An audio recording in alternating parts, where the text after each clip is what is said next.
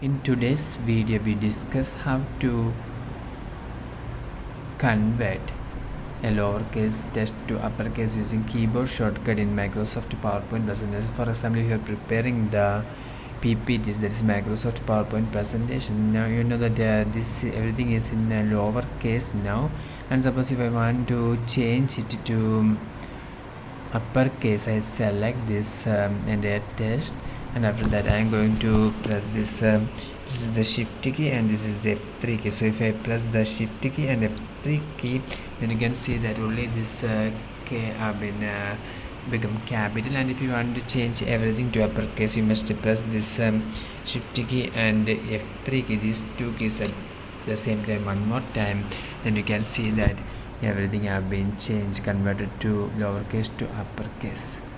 And suppose if you press it once again, that is if you press the shift key and F3 key at the same time once again, then you can see that it backs to lowercase now.